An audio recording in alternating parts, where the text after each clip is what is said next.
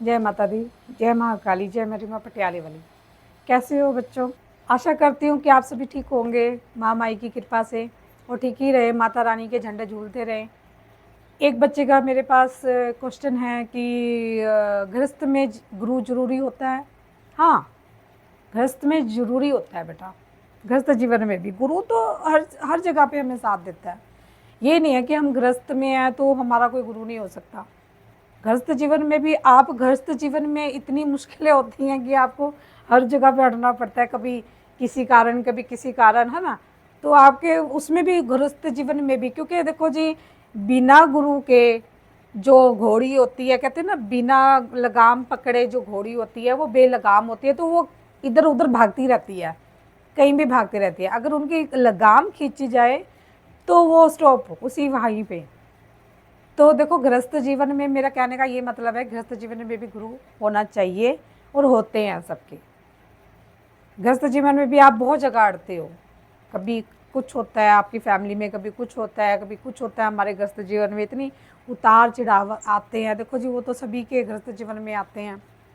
भगवान राम जी के भी आए थे, कितना कुछ हुआ था, लेकिन उनके गुरु की बातें जो थी वो उनको समर्थ देती थी, और वो हमेशा वो अपने गुरु को याद करते थे कि हमारे गुरु ने हमें ये सिखाया था कि ऐसा नहीं करना चाहिए, किसी का भी निरादर नहीं करना चाहिए।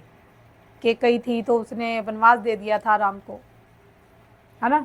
तो राम जी ने क्या किया था, वो लक्ष्मण इतने क्रोधित होते थे कि मैं, वो कैकेयी है वो राजपाट के लिए अपने बेटे को राजपाट दे देगी, तो इसीलिए वो राम को वनवास, वो आपको प्यार नहीं। लेकिन फिर भी वो कहते भी नहीं, कैसे बोल रहे हो तुम, है ना। वो हमारी माता है, माँ है, वो हमें आदेश दे सकती है। हमारे गुरुओं ने क्या सिखाया हमें? हमारे गुरुओं ने ये सिखाया है कि वो हमारी माता है, माँ है। माँ बाप का आदेश मानना है, जैसे माँ बाप कहेंगे तो आपको करना है।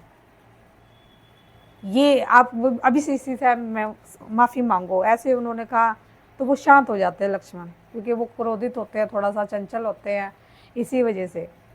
तो हमारे जीवन में भी बहुत कुछ होता है, तो हम किसी को भी कहते रहते हैं कि है ना भी, उसने ऐसे कर दिया, उसने ऐसे कर दिया। तो अपने गुरु की बात मानो भाई। हमारे गुरु ये कहते हैं कि देखो, अगर कोई व्यक्ति आपको तंग कर रहा है या कुछ कह रहा है, जरूरी नहीं है थप्पड़ का बदला आप थप्पड़ से दो, है ना।